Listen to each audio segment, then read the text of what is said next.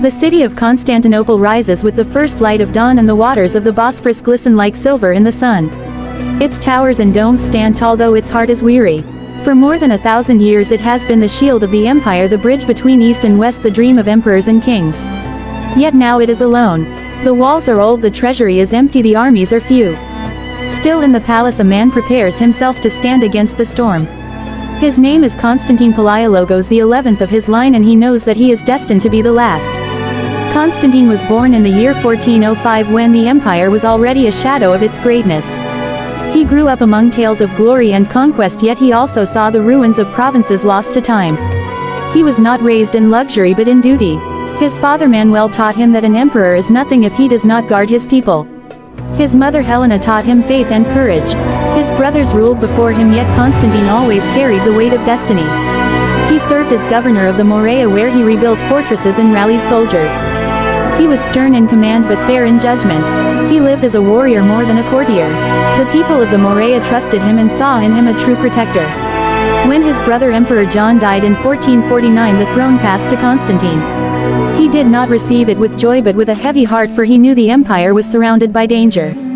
The Ottomans had grown strong under the young Sultan Muhammad. Their armies were vast, their weapons powerful, their ambition unstoppable. The Byzantine Empire was reduced to the city itself and a few scattered lands. Yet Constantine accepted the crown. He believed that even if the empire was small, the honor of Rome was eternal. He vowed to defend Constantinople to the end. In the spring of 1453 the horizon darkened. Word came that Sultan Muhammad al Fateh was marching with an army beyond counting. Some said there were 80,000, others said more than 100,000. The army carried cannons of monstrous size. One of them could hurl stones heavier than 1,000 men. Ships gathered like a forest of masts upon the sea. Against this force the defenders numbered only 7,000, including Greeks, Genoese, Venetians and monks.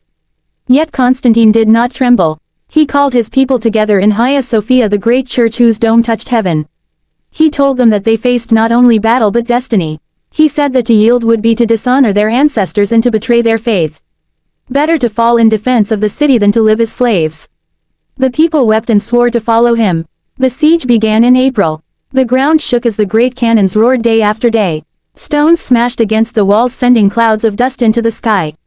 Yet the walls held. Men and women labored together to repair the breaches. Constantine himself worked among them, carrying stones and timber with his own hands. At night he walked the ramparts, speaking with soldiers, giving them courage. He ate little and slept less. His eyes were dark, yet his spirit burned bright. He became not only an emperor but the very soul of the defense. The Sultan's army encircled the city by land and sea. Yet one obstacle remained. A great chain stretched across the entrance to the Golden Horn, blocking the Ottoman fleet. Muhammad was cunning. He ordered his ships to be dragged over land on greased logs. In a single night his fleet bypassed the chain and entered the harbor. The defenders looked upon the sight with dread. The enemy was everywhere now, pressing on every side. Still Constantine did not falter. He gathered his commanders and told them that their struggle was greater than life or death. He told them that history would remember their stand as long as men lived upon the earth. Weeks passed. Hunger grew within the city. Supplies ran thin. The wounded filled the churches. Yet the people clung to hope. They believed their emperor would not abandon them. Constantine prayed each night in Hagia Sophia. He asked not for a miracle of victory but for strength to stand firm. He told his God that if the city must fall, let it fall with him inside its walls. He would never flee, he would never surrender. On May 28 the city stood on the edge of ruin. The walls were shattered, the defenders exhausted. That evening Constantine gathered all who remained in the great church. Under the glowing light of candles he spoke with a voice that trembled not with fear but with resolve. He asked forgiveness from all and gave forgiveness in return. He told them this was the last night of Constantinople. He declared that tomorrow they would meet either death or glory. The people wept, they embraced one another, they filled the church with prayers. Then the emperor turned and looked upon the icons of the saints and whispered that he was ready. That night he rode the length of the walls for the last time. He spoke to every garrison, thanking them for their service. He told them that he would fight beside them as a soldier and not as a king. He took off the robes of purple and gold. He wore simple armor like any other man. He carried his sword not as a symbol of power but as the weapon of one who was prepared to give his life. His men saw this and their hearts blazed with courage. They said to one another that if their emperor was willing to die beside them then they too would stand until the end. Dawn broke on May 29th. The air shook with the beating of drums. The Ottoman army surged forward in waves. Cannon fire shattered the gates. Ladders rose against the walls.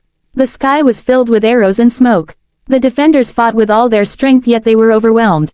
Constantine rode into the thick of battle. His voice rose above the clash of steel. He shouted to his soldiers to stand firm to fight for faith and for freedom. He cut down enemies with his own hand. He was seen everywhere at once upon the walls, upon the gates, within the breaches. His courage gave strength to all who saw him. The battle raged on. The defenders fell one by one. The enemy poured through the broken walls. Still Constantine fought. He cast aside his imperial cloak so none would know him as emperor. He wanted no crown in that moment, only the honor of a soldier. His sword shone in the sun as he struck left and right. Blood covered his armor yet he did not fall back. He called upon his men to follow and they surged with him into the thickest press of foes. At last the city was overcome. The Ottomans swarmed through the streets. The cries of the dying filled the air. Yet Constantine was nowhere to be found. Some said they saw him fall pierced by many blades. Others said they saw him fighting still when all others had fled. His body was never found.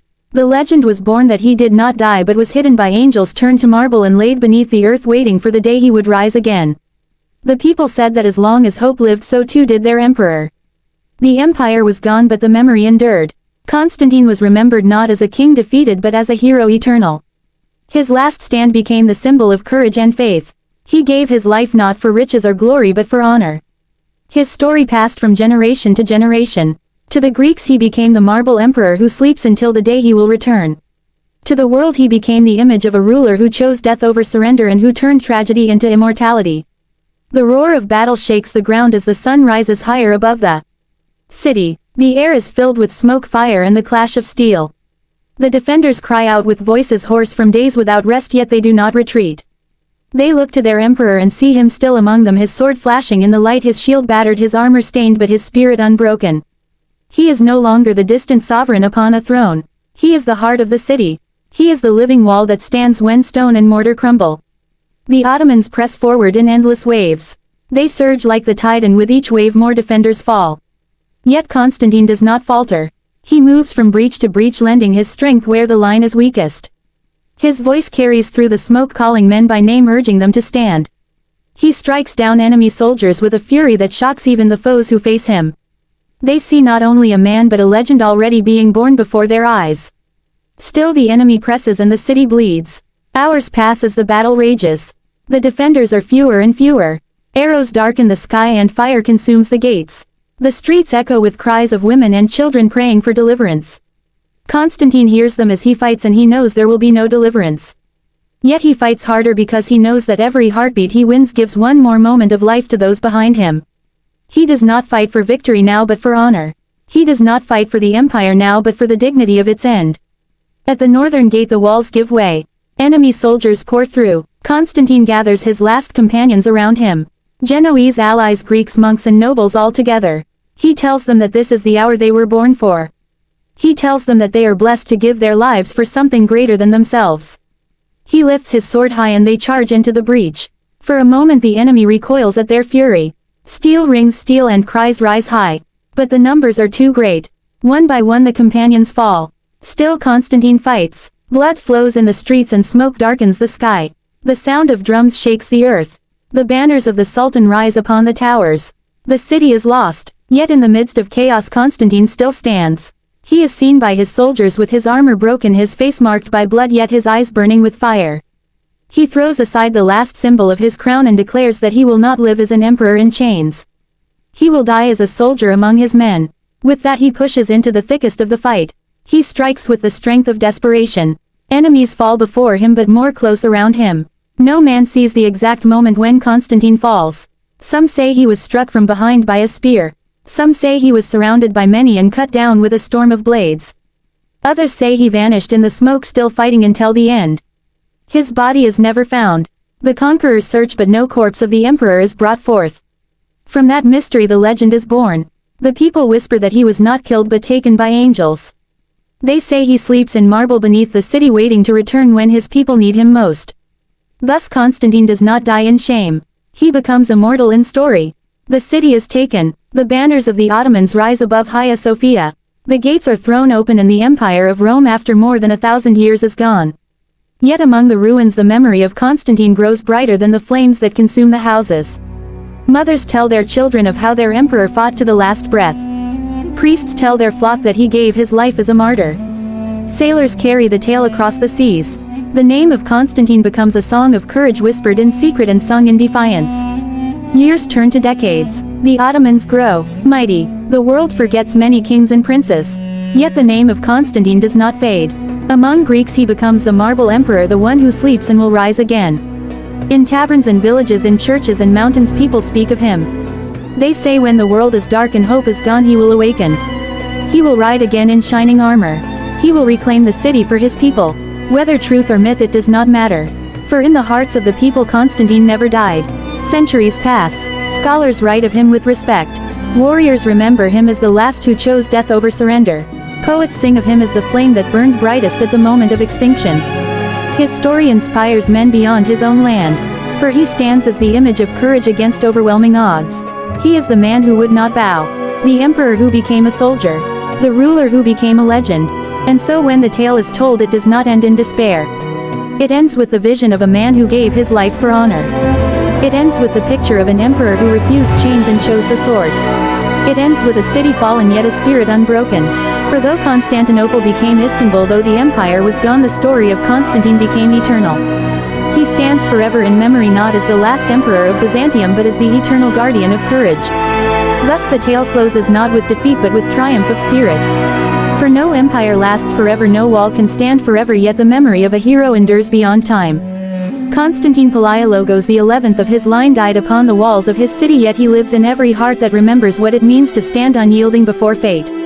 He is not a shadow of a lost empire. He is a beacon for all who face the impossible.